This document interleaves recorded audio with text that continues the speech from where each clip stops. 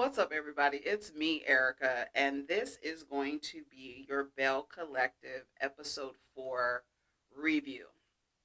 So, let me get my notes here, and I am watching the episode here just in case I miss anything. I might need to pull it up, so I'm prepared for that. So, we start off with Tambra, and she is basically talking about how she just basically needs to expand outside of where she is. She wants to go national instead of being regional. And so she's talking to this general manager who is giving her advice in terms of, family. So she wants to expand. So they want her to have children. You know how I feel about the situation. If it doesn't improve your life, if it doesn't improve your overall health, there's no point to do it. Letitia, he's interested in buying this palace. I forgot the name of it. I don't have my other notes here, but the name of this landmark in downtown Jackson. I think on Fair Street. I don't know if it's downtown. I don't know why it said downtown. Basically, she cannot buy it because it is a registered historical landmark, and you just can't buy those things. If you want to get the community together to restore a historical landmark, that would actually be dope as hell. But she wants to be able to do business out of there, and they said you can't do anything. You would probably be able to lease it.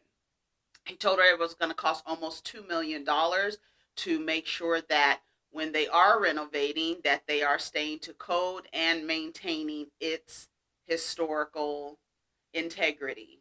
All right.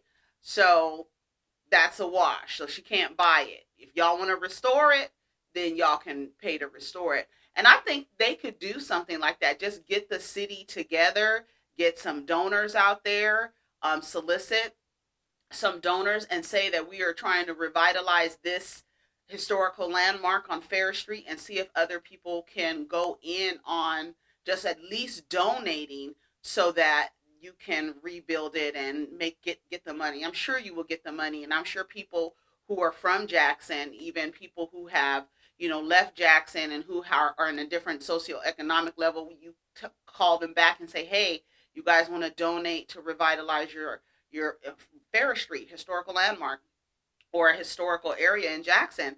And that would be a great idea to do, but there are other businesses and other things on that street that they can work on. I do appreciate that those men were like, you can't buy this. It's a historical landmark. And that's really good that they are there to ensure that it doesn't get torn down. I mean, it can't get torn down, but nothing happens to it, that it stays there. So I think that, unfortunately, it's kind of a hurdle for her, but there's ways to get past that hurdle. So that was it with that. So we get to Jerez and Marie, and they go to see Mr. Chandler. And they sit down because they're having therapy based on the altercation that Jerez had before he was leaving off to college. So they sit down, they walk in. Marie wants to play the recording of the argument.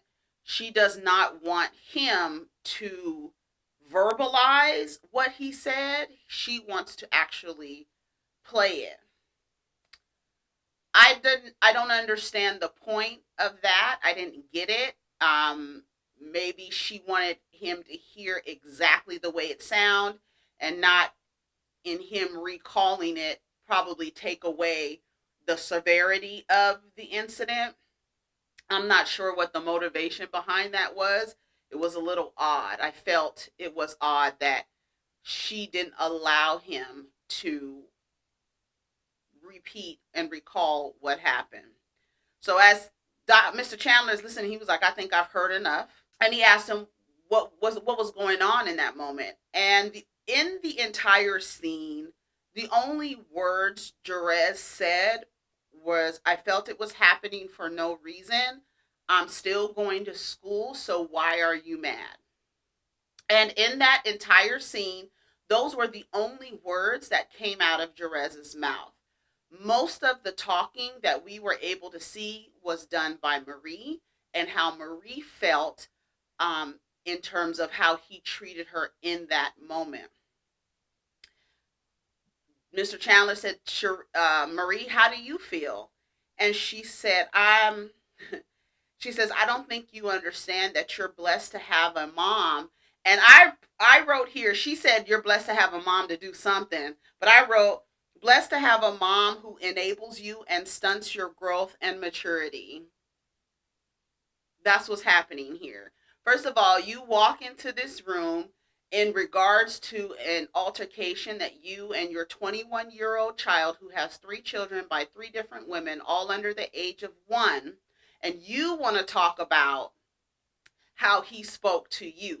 You want to talk about the monster you created in not creating boundaries and guidelines and structure and discipline, right? You were giving him everything but the basics, and this is the reason why he doesn't have any discipline.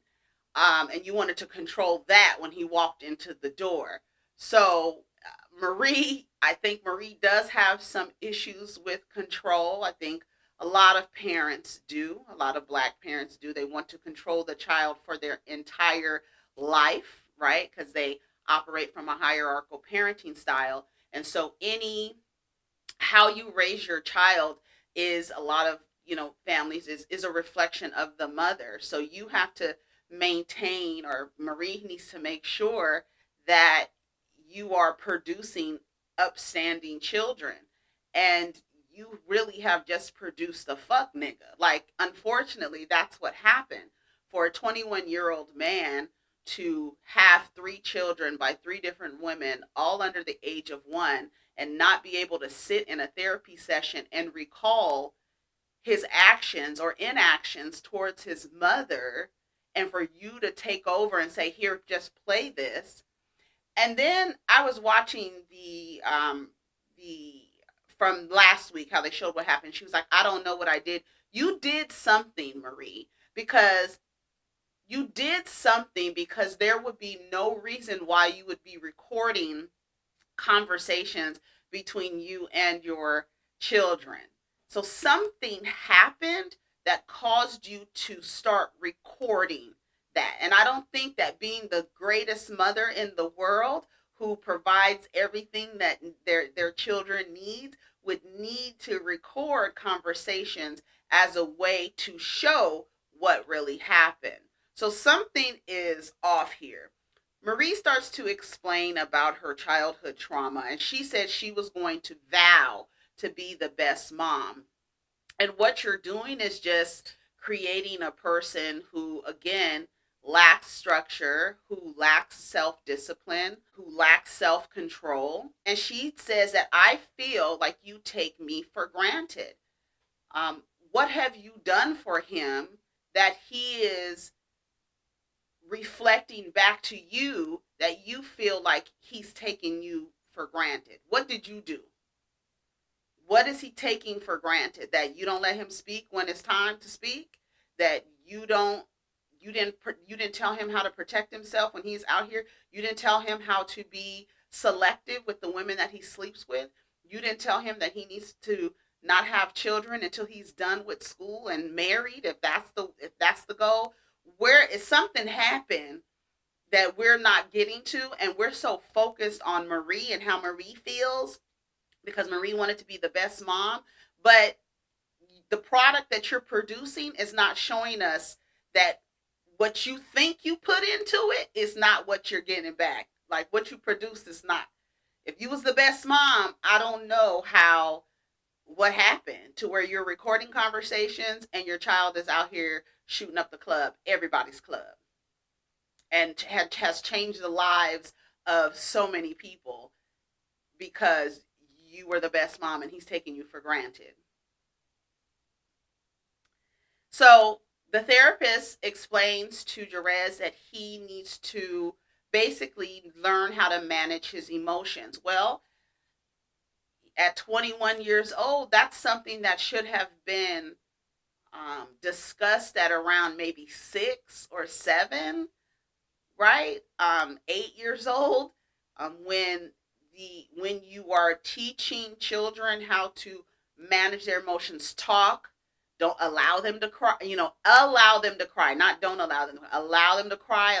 Allow them to express their full range of emotions, from happiness to sadness to disappointment to whatever, right? Losing your temper can end up, we all know that you can end up making a great mistake by losing your temper. But if he doesn't have, if he's not self regulating in his emotions, how, it's clear that that's something that needs to be worked on, because he has three children by three different women, all under the age of one. And I don't think that anybody, and the fact that, I mean, I guess, I guess we can't expect for that therapy session to, get down to the root of everything. But I would like to know what happened as to why you're recording conversations. And I also would like to know why your child has three children by three different women, all under the age of one. And now you feel like you need to maintain control over even how he is able to express the reason why he acted out. I felt it was a disservice to the young man who is now you want to know everything. Now you want to control everything. Now you want to, pull in the reins when you've just been letting him, clearly been letting him do whatever the fuck he wants to do. Didn't teach him a goddamn thing, or allowed him to be around men who didn't teach him a goddamn thing. So I don't know. I mean, maybe you were the best mom at providing material things. I'm not sure, but just look at the product that you have produced, and that can tell you what how well you did in your job. That's all. He tells Mr. Chandler tells Marie, stop recording, because I feel like when you start recording people, you might behave a different way that could either ignite a person into this extreme anger just so that you can get the recording and so you can show. So your behavior is going to be compromised because you know that a recording is happening and this other person does not know. It is a violation. It is a way to, again, manipulate control. So we need to talk about Marie's control issues and how that produced Jerez. I put, let's get to the root of the lack of self discipline and self control. That's what I wrote. Letitia and Antoinette go to the Civil Rights Museum. And I thought they went to the Civil Rights Museum because I thought they were going to have a brunch there. That's what I thought they were going for. But they were just, going through the museum. And all I wrote here was the struggle. So they started talking about the struggle. And I have this idea that I feel like for generations, we are operating from this programming that tethers our identities to struggle. And we feel as if we don't remind people how much we struggled, and continue to struggle, and how we're surviving instead of thriving. I think we continue to replay that programming. It's going to continue to happen. Yes, there will be people who will untether their identities from the that struggle and blackness go hand in hand. I think that what Letitia is doing by trying to revitalize Fair Street is a indication that she wants to embody the liberation that we seem to be, a lot of us seem to be waiting for white people to get their shit together. And I think that that does us a disservice. I think we should start embodying the liberation that we want to see, like literally be the change that you want to see. It sounds cliche and it sounds new age and she la la and all that other stuff, but that's really what it is. I think, even with the thing with Kiki Wyatt, she's arguing as who is more oppressed, and it's like, why are we having that argument? What does it? How is that productive to progression? So Letitia and Antoinette figure that they have the same mission. I would actually question Antoinette's mission. I'm not sure what her mission is based on her behavior at the brunch later. So we'll get to that. Tambra goes on a date with her ex-boyfriend of 16 years. I don't know how you could stay with a person for 16 years and not know whether or not they want kids. So if Tambra is 40 how long has she not been with the guy? So where she in high school, they were in high school together and went till she was about 20 something years old, like almost 30 years old. Like what? I don't get it. But anyways, they explained that in the relationship they got comfortable after 16 years. Yes. What do you? I mean, especially if you are going out of high school, you hella comfortable. Yeah, a lot of not too many people. I mean, there are people high school sweethearts who have married each other, but it does get boring after a while. You know a lot about the person, so she felt like there was no romance there. And he made a distinction that there is a difference between Tambra, Cherie, and Tambra. And he was wanting to ensure that he supported her career, and it kind of affected their relationship. So they agreed to go on a second date. I mean, you was with him for 16 years. You'll have to get to know each other again. And you see, this is how the way that Tamara, I think his name is Damon. She, honey, all that giggling, she,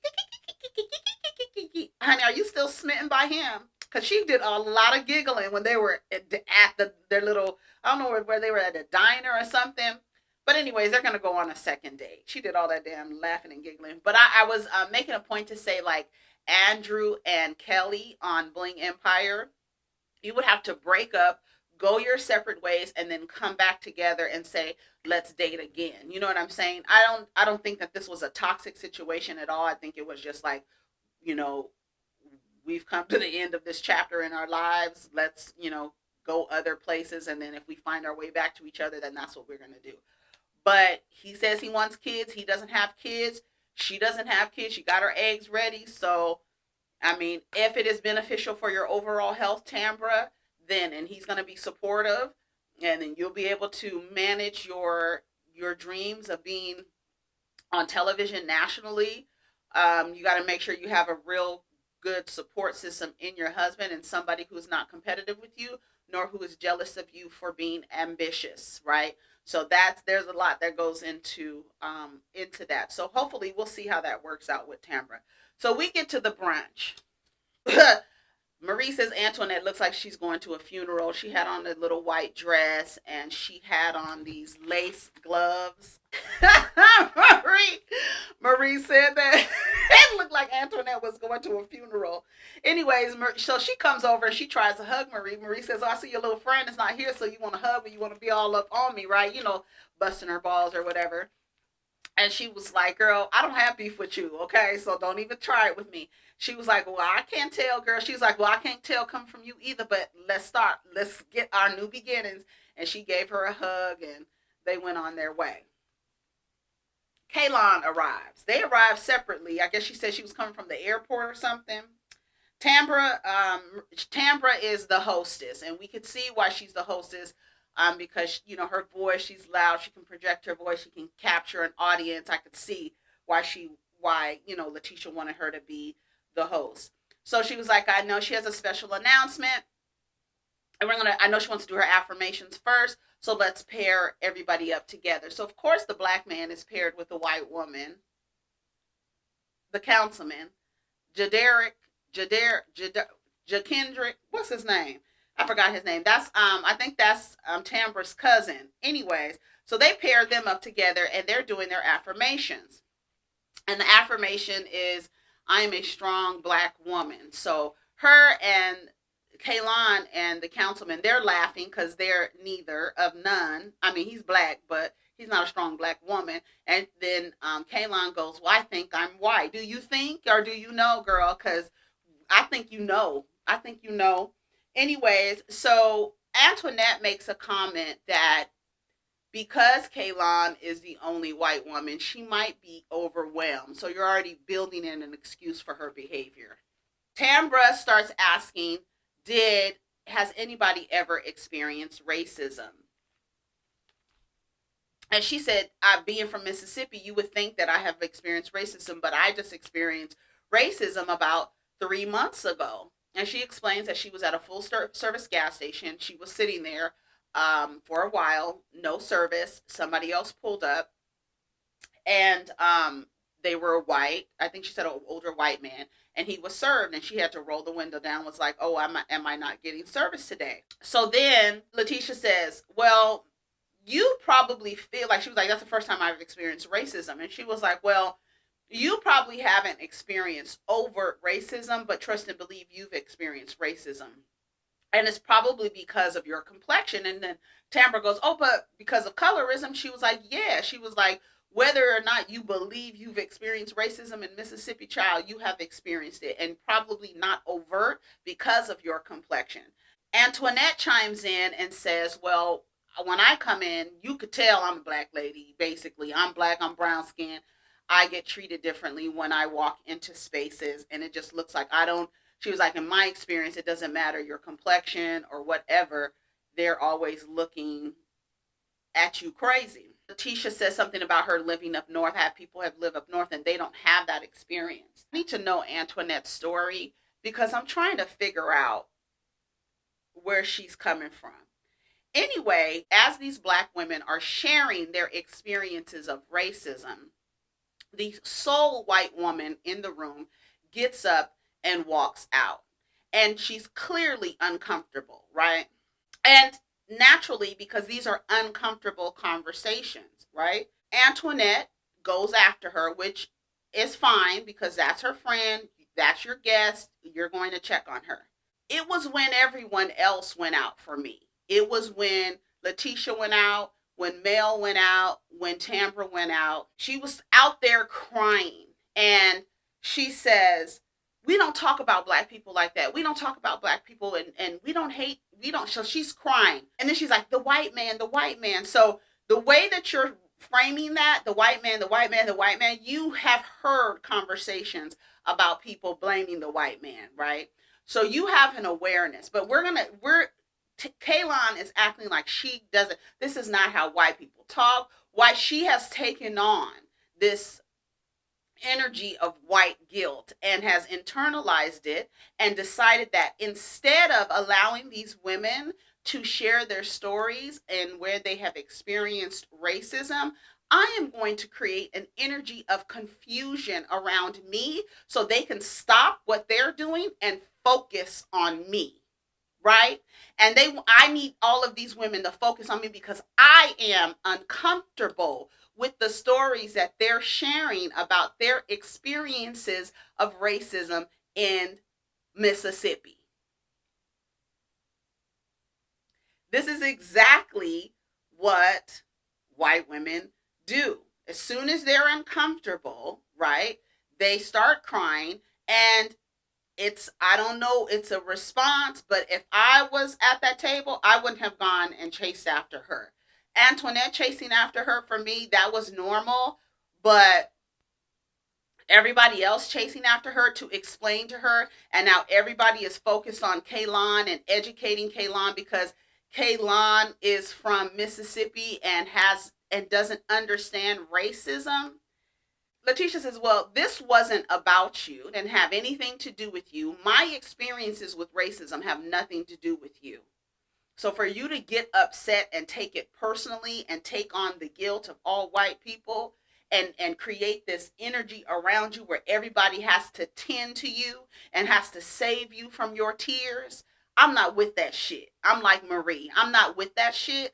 I don't coddle white women. I don't rub them on their backs. If you're feeling uncomfortable about these, you need to sit there and be quiet and listen. But you don't want to hear it. You don't want to be reminded that you are a descendant of people who you said you were a descendant of Jefferson Davis, who was the president of the Confederate States and also the senator in Mississippi. So you telling me you don't know, you ain't heard, you ain't sat around your people and heard them talk about black people? You're a liar. You're a liar. And what you decided to do is exactly what white people do, is dismiss the experiences of black people and make it like, well, this happened, we just need to all get together. No, we can't all get together when it is embedded in the systems that run this country, from education to medical to everything, from employment, everything. And you want to tell people and silence people and make them feel like they can't share their experiences and make it about you. So they go out and they're trying to explain, hey, honey, The days of educating white people on racism is gone. Did you hear Antoinette saying, I will not let them hurt you? I will not let them hurt you. Antoinette, girl, your shit has been revoked, bitch. I don't give a fuck how many dental practices you open on Ferris Street. You coddling that white girl to the point where you telling her, I won't let them hurt you. I won't let them hurt you. Girl, fuck that. And so they bring Kaylon back inside. Marie says she wants to refocus on the thing. Like, they keep talking about it. Here's Antoinette. You want to explain that you feel attacked? How the fuck would you even offer her that particular word, attacked? You mean you felt attacked as a white person while listening to black people explain their experiences to racism? You, a single person, felt attacked, and your black girlfriend is sitting on the side of you offering these words. Did you feel attacked? Girl, how the hell would she feel attacked by something you experienced? See, that coddling, I don't get down with the coddling shit. It's never been my thing. I'm not with that shit. Marie wants to move on. And I would have done the same exact thing. I would have done it differently. I would have said, can I say something? I know this is a very important topic and it's very charged, but we are here to discuss how we have overcome these things and that we are now in position to buy back blocks out here. So I do want to hear what Letitia has to say, and maybe we can come back to coddling Kaylon later and explaining to her racism later, even though she is a descendant of probably one of the most racist people in the United States. Okay. Can we get back to her later? All right. Then she tells Marie, I think you have problems with control. I think you have problems with control. While she may have problems with control, sweet girl, this is the absolute time where she needs to exercise that controlling behavior and bring everybody back to center. We're talking about the advancement of black people and what we're doing in our community. We don't want to sit here and coddle you and explain to you why you feel attacked by listening to the experiences of black women as it relates to racism. Then you want to call Marie a nobody? See, this is the energy, and this is the reason why, one, she shouldn't have been brought in the first fucking place. Antoinette, I'm looking at your ass crazy. And you sitting there, and I put right here, sit Antoinette. She's sitting there like a meek house nigga, rocking back and forth. Let Miss Ma'am talk, honey. She's upset. She's upset. Let her talk. Let her talk. We don't want to make Miss Ma'am upset. That's what Antoinette was giving me, house nigga 101. Why wouldn't you tell her, girl, this is not the time or the place. We'll talk about it later. Why didn't you touch her and say, you can't say that. You can't. In the midst of an argument about races, your white face is going to come out to a black woman and tell her she's a nobody bitch. You lucky you didn't get beat up. You lucky them bitches had gloves and hats on. Kaylon, out of order. Out of order. Then she said her name better sound like shit when she talking about me. Sound like shit in her mouth when she talking about me. And then Kaylon tell her, come here. Come here. Girl, this is not the 50s or 60s. I don't know who the hell you talking to. Two things that Kaylon should have done. Either one, walk out. And if it's too uncomfortable for you to handle, stay out there until the conversation is over. Or two, sit there and say, wow, listening to you guys' experiences, I've heard people share their experiences like this. This is really uncomfortable for me. I am a descendant of people who probably owned slaves, and we have come to a place where I'm able to sit amongst you and listen to your stories and listen to your experiences. You can sit in uncomfortable spaces and listen without people needing to coddle you and to educate you on your bullshit. I'm not here for it at all.